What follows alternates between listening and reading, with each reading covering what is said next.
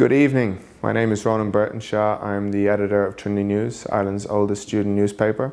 And tonight on TN Interviews, thanks to the Theological Society, we are joined by Jewish American academic and leading dissident voice on the Israeli-Palestinian conflict, Dr. Norman Finklestein. Welcome, Dr. Finklestein, to Trinity College, and thank you for coming in to us today. Thank you for having me. The first question I was going to ask is about your political development. You've spoken quite a bit about the role that your mother played, the influence of your mother, a Holocaust survivor, in your early political development. Could you speak perhaps about some of the other influences? Were you politically aligned or persuaded by a particular ideology at the time you became involved in the Israeli-Palestinian conflict in the early 80s? Well, the foundational influences were clearly my parents, my late mother in particular, but both of my parents passed through the Nazi Holocaust. They were in the Warsaw Ghetto from September 1939 till April 1943. After the ghetto uprising was put down, there were about, they estimate, 20 to 30,000 survivors in the ghetto, all of whom were deported to Majdanek concentration camp. And both of my parents were deported there. My father ended up in Auschwitz, and on the Auschwitz death march, my mother ended up in 2 slave labor camps. She was liberated by the Russians, my father by the Americans. And every single member, literally every single member on both sides of my family were exterminated except my mother and father. So we grew up in a very peculiar home because we were living in the United States and our neighbors existed in an altogether alien moral universe. They were mostly second and third generation Jews, the Jews who came over from Russia at the turn of the century. So they had gone through the ghetto stage in the United States, the Jewish ghettos, and then they were now upwardly mobile, lower middle class. And my parents' experience was completely alien to them. And our house was weird, not in the sense of people being weird, but you have no relatives. And my parents had very strong opinions on topics which nobody around me even grasped. My parents were very, very deeply committed to Stalin and the Soviet Union because they saw the whole world through the prism of the Nazi Holocaust. That was it. And as far as they were concerned, and it's factually accurate, it was the Soviet Red Army that defeated the Nazis, and that's all they cared about. So to grow up in a home where my parents, you could not criticize Stalin in a Jewish neighborhood in Brooklyn was weird. And also they weren't just passionately against war. You might describe a pacifist as someone who's passionately against war. They were not passionately against war. They were hysterically against war. When we would watch the news in the evening of Vietnam, which was obviously in my formative years the most heavily focused on news story, the Vietnam War. When the scenes came up of the battlefield, the civil, just the battlefield, my mother would turn her head like that, and she'd say, "Tell me when it's over. Tell me when it's over." She physically could not look at it. She could not look at it, And my father, by the way, he had a very good friend who he was with in Auschwitz, and who ended up being the director of Yad Vashem, the Holocaust Museum in Israel. His name is Israel Gutman. And when Gutman came to New York, one of the places he wanted to visit was St. Patrick's Cathedral. My father had such a deep aversion to Catholics because of his experience in Poland. He couldn't go into the cathedral. He stayed outside. He told Gutman to go in. He physically could not. So it was a strange family, you know. I was, in those years, your political opinions at that age in your life are not yours, they're your parents. When you're, you know, 14, 15, it's your teacher, you go to school and the teacher says X, you come back and you say, well, Mom, the teacher said X, not true. Y, I go back and say, well, but what about Y? And the teacher say, but no, you don't know about Z. I'd go home Z, and then we'd be back to A. But it wasn't a dialogue between me and the teacher. It was really a dialogue between the teacher and my mother, and I was just the messenger for my mother. That was my political opinions. By the time I got to college, I had become a Maoist, a follower of Chairman Mao. Mao Zedong, live like him, dare to struggle, dare to win. There was a big internationalist movement in Trinity as well. Yeah, it was, maybe it was naive. Certainly there were errors, but we were committed not to just correcting this or that problem in society, but we wanted to radically transform it. We didn't want to just mend it. We wanted a revolution. And that lasted, I know exactly when it lasted. It lasted until the day when Mao Zedong died. He had 4 followers came to power. They were called the Gang of Four. Believe it or not, I remember the names, you know, it was, well, of course it was Mao's wife, Jiang Jing, Yao Wenyuan, Zhang Zhongzhao, and Wang Hongwen. They were the Gang of Four. And then when they were overthrown with relative ease, within weeks of Mao's death, I was wise enough to recognize that if they were overthrown with relative ease, there must have been something fundamentally wrong there. Mm-hmm. And I had a breakdown. I was in bed for 3 weeks, totally shattered. So the whole world came caving in on me. And then I was a radical in search of an ideology, because I wasn't going to have anything to do with this Marxism, Leninism sort of stuff anymore. It was too much denial about what, you know, constantly fabricating arguments to justify things which couldn't be justified. And I was pretty skillful at justifying the unjustifiable, mostly because I read so much. I can always find a fact here or a fact there to support my opinion. And after that collapse of my world, personal collapse, but collapse of my worldview, I then, roughly around probably around the late 70s, I discovered Professor Chomsky. And the appeal of Professor Chomsky was that you were able to construct a radical view of the world that was firmly grounded in facts. Yeah. You didn't need any kind of ideology, as in if somebody disagrees with you, he or she is a bourgeois or a petty bourgeois. That was how you handled an argument of someone who disagreed with you.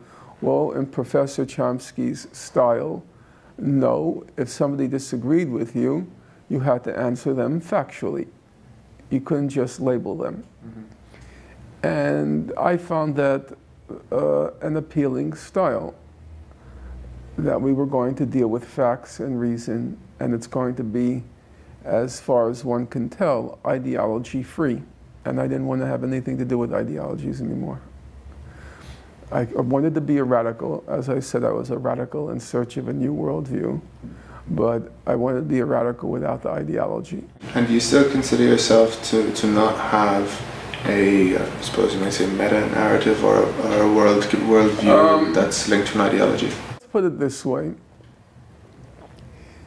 I don't think you can radically change the world unless there is some cohesive vision of where you want to go. Mm-hmm. You can't do it. If you have one little group here, one little group there, one little group there, and there's no cohesive worldview, how do we organize in order to achieve a coherent alternative to what exists? And Marxism provided that cohesive view such that we were able to unite. We were able to join together, and we had a common goal. Now, I recognize it doesn't exist now. It's very fragmented. This is the opposite. This is counter-systemic movements. Right. It's very fragmented. Okay. And I recognize no person or persons or group has created or come up with something convincing about a common goal. Mm-hmm. But I don't really believe we can really hope for any kind of systemic change unless we come up with something like that. I don't see... So you're not assuming ideology, you still would pursue an ideology, I think not a false one, is it? Ideology for me has a very special connotation. Okay. It's using rhetoric rather than facts in order to confront your opponents. It's a substitute for reason. And that kind of ideology, no. But in terms, that I don't want to have anything to do with. But in terms of a comprehensive alternative to what we have, namely the capitalist system, a comprehensive alternative, I think we need that. I don't see how we're going to possibly win. The other side is very well organized. Mm-hmm. They have a vast array of institutions, thinkers, organizations. They're very well organized, and they have so many hundreds of years of history behind them. To try to replace that or displace that without having a comparable degree of organization, cohesiveness, I don't see how it can be done. I don't. So I know people criticize what's called meta-narratives, but I don't see how you can possibly make substantial change in the absence of a comprehensive alternative. This is what we want. This is how we intend to get there. Now, of course, how we intend to get there is always complicated. Life always brings up new questions. So you can't have a detailed plan of how to get there. The best, in my opinion, the best exposition of that is Rosa Luxemburg's essay called The Russian Revolution. She wrote it while she was in prison, and in 1919, and she's hearing about all of the repression in the Soviet Union, and she has these absolutely lyrical paragraphs in her essay where she says, okay, we're all socialists, we know what our goal is, but she says, in the course of trying to achieve our goal, 10,000 questions keep coming up. We don't have any of the answers because we have no experience. We have no real life experience in trying to create this thing, build this thing towards us. So she says you have to have freedom of expression so people can put forth different ways of trying to resolve these problems. There's no blueprint. There's no blueprint. In that, I know this is probably not something you talk about regularly, but in that context, something that's often brought up as an experience for the path of developing. In that, I know this is probably not something you talk about regularly, but in that context, something that's often brought up as an experience for the path of developing a socialist alternative is Latin America and the governments of. I have to confess, you know, once I got into this Israel-Palestine thing, I became hyper-focused. It was, I felt from early on, just to give the background, I got involved in June 1982, 30 years ago.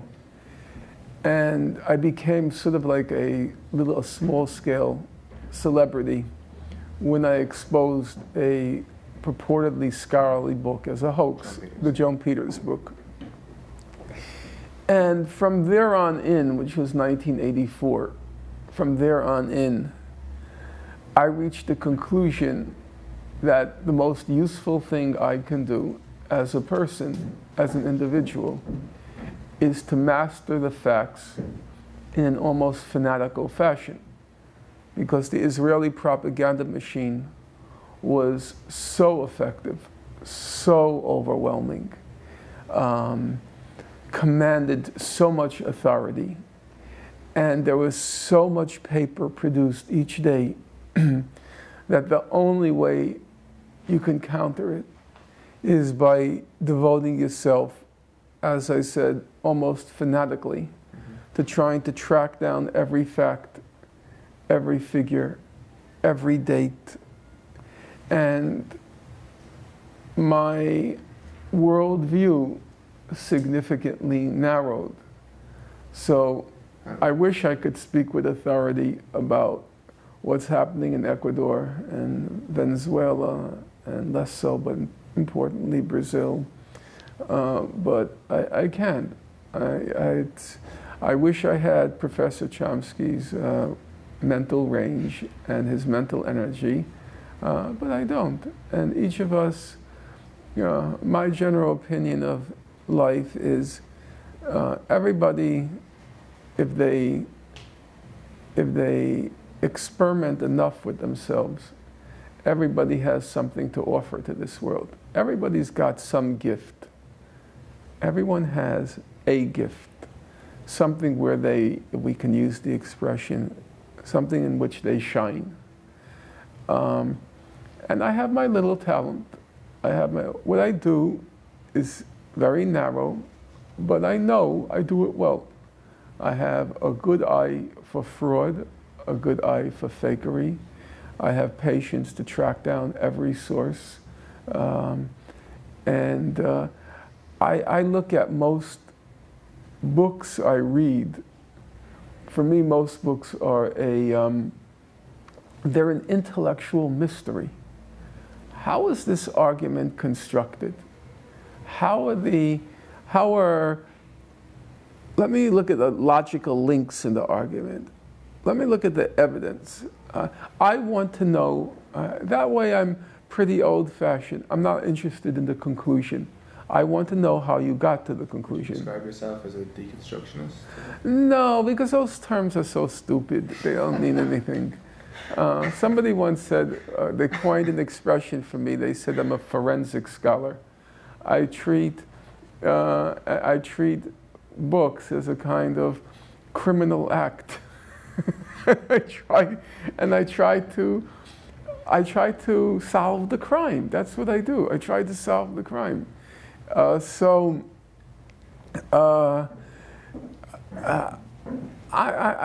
I was reading, for example, Marx's Capital, and I read it several times. I read volume 1, I guess, 3 times, and the other 2 volumes I read twice each. I copied out every paragraph, and then I commented it in the 1-column paragraph, comment, paragraph, comment. I wanted to know how this argument was, the logic behind the argument. And so I'm pretty good at that. Now, it's not the greatest talent in the world. You know, it's not going to win me 9 medals at the Olympics. And it certainly doesn't even put me within the same solar system as Professor Chomsky. It's a little talent. And I invest in that talent, recognizing it's both useful but also very narrow. And one thing I suppose that interests me when you're talking about radicalism and pragmatism, you have been critical in some aspects of the BDS movement, of its goals as opposed to its means, if I understand your criticism correctly. Could you just describe your criticism in that regard? As a matter of principle, of course, people are going to support things like boycotts, divestment, and sanctions as a means of trying to put pressure on any country when it's engaging in massive or even minor human rights abuses. People should be forced to be held accountable for any abuses of human rights, whatever the magnitude.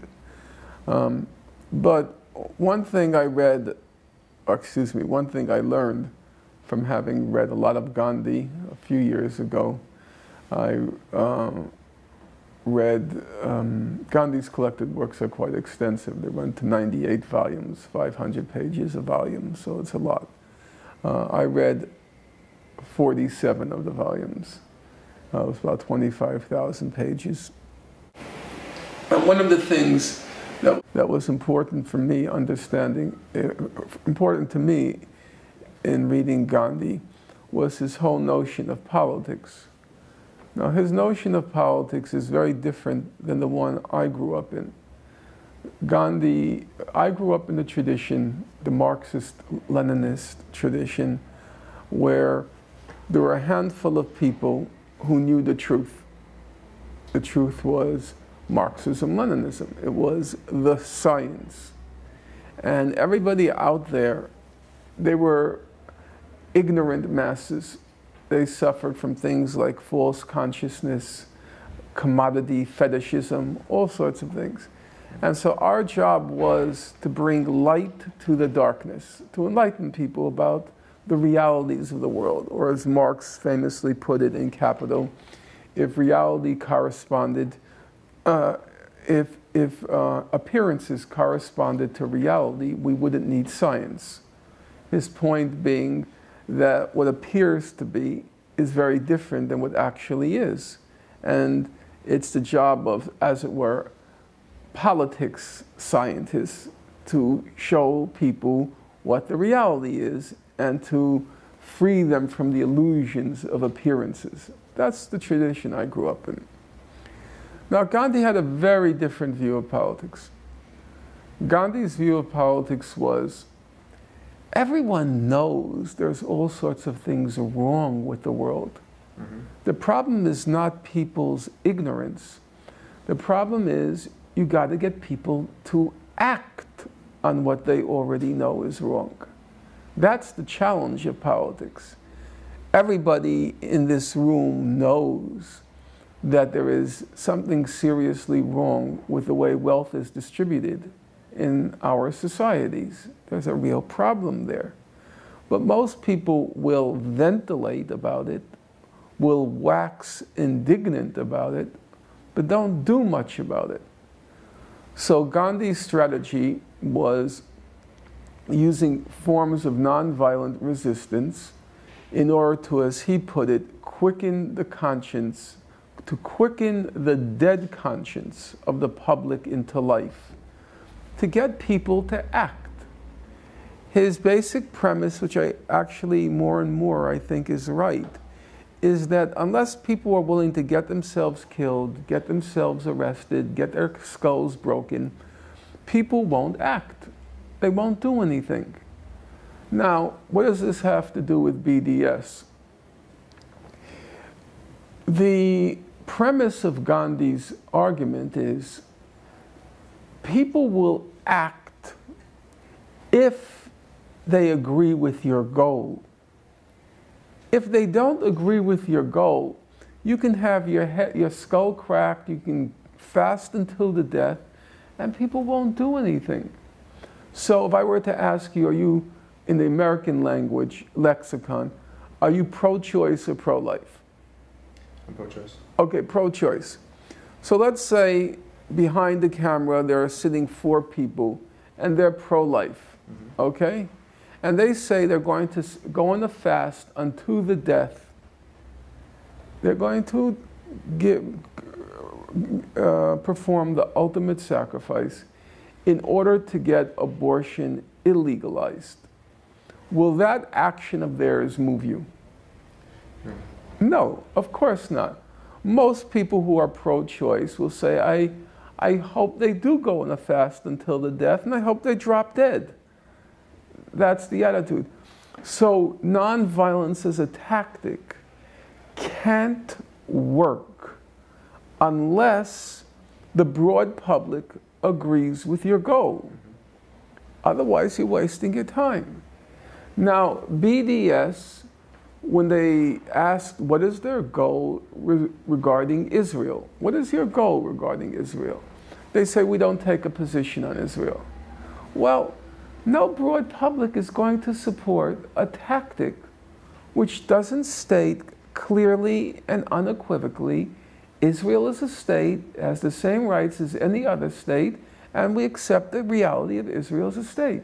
There is no broad public anywhere in the Western world, anywhere, which would countenance a goal that includes the dissolution of the state of Israel. You might not like it, but legally it's a fact that Israel is a state. And as an idea, now you may say it's because of propaganda, exploitation of the Holocaust. I'm not going to argue with you. But as an idea, it's deeply entrenched in the public consciousness that Israel has a place there. It has a place there. Do you think that is still as deeply entrenched perhaps as it was 10 years ago, 20 years ago? Well, it depends on what you mean by that. Of course, public opinion has vastly changed on Israel in terms of Israel's goodness, if we want to call it that. But has it changed to the point that there's a broad public ready to support the dissolution of Israel? No. That's complete nonsense. And just a reflection on what the dissolution of Israel... I don't know what it means. I don't know what it means. But a broad public, the difference between a cult and a broad public is very simple. When you're in a cult, you can say whatever you want, and your followers are going to nod their heads. That's the nature of a cult. There's the guru. The guru issues fatwas or slogans, mantras, and the cult just repeats them. BDS, one state. BDS, one state. BDS, one state. But the difference between the cult and the public is, when you go to the public has not one ear, the public has 2 ears. So you go to them and you say, Israel did this, Israel's doing that, the occupation is immoral, the occupation is illegal, the occupation is this. And the public nods their head. Yes, that sounds right, that sounds true. And then what do? They hear the other side. Now Israel makes sure they hear the other side. Israel has a very impressive public relations machinery. So they go to the other side. And what does the other side say? The other side says, don't believe a word those people tell you. They don't care about the occupation. They want to destroy Israel. That's what they really want to do. They don't really care about the occupation. They want to destroy Israel. So now the public thinks, that's an interesting idea. So they go back to the Palestine activists and they ask the activists, they say, well, you know, I was pretty convinced by what you had to say, but then I heard them say that you really want to destroy Israel. So what is your opinion on Israel? And then the Palestine activists say, we take no position. Yes. That's not going to win the public. The public's going to think, hey, maybe those folks from Israel have a point. Yes. It has nothing to do with politics in terms of personal preferences for me. It's how you reach a public. And the people in the cult, they think talking to themselves is the same as talking to a public. Oh, no, it ain't. Because the public doesn't sit there and say, yes, massa, yes, massa. No, it doesn't. The public hears all sides. That's one of the problems for some people of a democratic society. You hear all sides. And there is no way, I speak now not from theory and not from sitting in a library with books, but from 30 years real life experience. Being out there for 30 years, there is no way you're going to convince a public of your goal if you say you're agnostic on Israel. Happen. And frankly, I don't think it should happen. Because what is your goal? That is a reasonable question. What is your goal? You can't tell me you're agnostic. Agnostic, if you're agnostic, then that can include destroying it. That can include killing every Jew. If you're agnostic, it can, yes, it might include a secular democratic state, it can include a binational state, but it can include a lot of other things too. Agnostic covers a very broad range of possibilities. So I do want more precision than agnosticism. I think agnosticism is unacceptable. Not to mention, which to me is the most hypocritical aspect of this whole matter, I've read the publications of the BDS movement. Every publication says we support international law. Our basis is international law. There isn't a single publication of theirs which doesn't say that. Well, the international law is clear. The International Court of Justice, in its 2004 advisory opinion on the wall that Israel has been building, look at the very last sentence, We look forward to two states in the Middle East, Israel and Palestine, side by side, so on and so forth. Look at the UN resolutions every year. It always says that two states. So how can you both claim to be anchoring your positions in international law and ignore half the law? Either you support the law or you don't support the law. But the law is such that you can't pick and choose with it. You can't say, I have the right, it's my right to walk at the green. And then say, okay, so what's your position on the red? I'm agnostic. No, you can't be agnostic. If you have a right to walk at the green, it's because you have an obligation to stop at the red. Rights come with responsibilities. Rights come with obligations. Rights are not blank checks to do whatever you want. The BDS movement, they keep talking about the Palestinian right of self-determination. Yes, under international law, the Palestinian right to self-determination has been validated. As the International Court of Justice said in 2004, there can't be any doubt any longer that the Palestinian people have a right to self-determination. But a right to self-determination is not a blank check. It also is precise about where that right can be exercised. It says that in the areas beyond the Green Line, Israel's June 67 border, the Palestinians have the right to self-determination. They call the West Bank, Gaza, and East Jerusalem, they call those territories occupied Palestinian territories. They don't call Israel occupied Palestinian territory.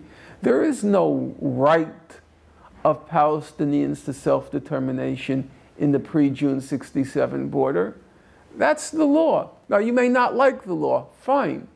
But then don't invoke it and say that you are basing your platform on the law. You are not. I was going to ask about international law as a basis for this, because I know in your work you've focused a lot on international law, and it's something that a lot of pro-Palestinian activists see as something that's advantageous to their cause. What real-world applications does international law have when the invasion of Iraq was so obviously flagrant of it, when the mandate in Libya to go up to a certain point and not beyond was breached, when the Balkans happen, when extraordinary rendition continues and torture and all of these things? International law seems in conflict situations to be disrespected far too often to be a powerful tool. Would you agree with that? I agree with everything up to the last thing you said. Up to the last last fragment of the last sentence. International law, obviously, it doesn't get enforced by the powers that be unless it serves their interest. But I don't expect the United States to enforce the law unless it preserves or extends their interests. What's important about international law and human rights law is that it has a large amount of authority among the public. It becomes a weapon for mobilizing a public.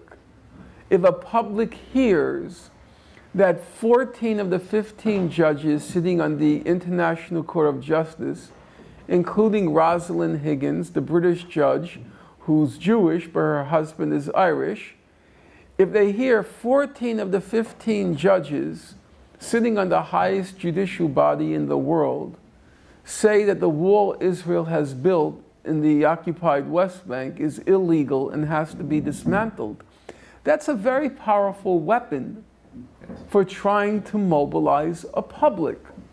And the Zionists were actually very brilliant at understanding this. That's why we're now heading towards the centenary of the Balfour Declaration. Now bear in mind, this Balfour Declaration was just one sentence. A lot of commas, but one sentence. Okay? Her Majesty's government looks with favor upon the establishment in Palestine of a Jewish home. And so okay. One sentence by a pretty obscure foreign minister, Alfred. What's Balfour's first name? Just slipped my mind. I can't remember. Okay. In any case, so why would it be 100 years later people remember the Balfour Declaration? You know why? Because the Zionist movement made sure you remembered it. Because for them, it was a certificate of legitimacy. It was their first international certificate of legitimacy. And they knew that would carry a huge amount of weight with a broad public.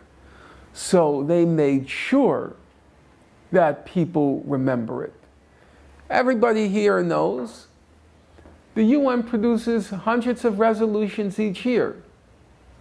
Why is it everyone remembers the partition resolution of 1947, 181? Why does everyone remember that partition resolution? Because the Zionist movement made sure you remembered it.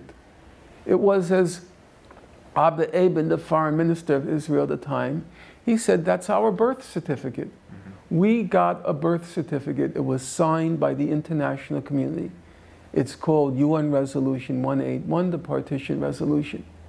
They understood the power of these otherwise impotent resolutions and declarations. It's the power to reach a public. And that's our most mighty weapons if we use them right. I say thank you very much for coming in. I really appreciate that, and thanks for answering my questions. Thank you.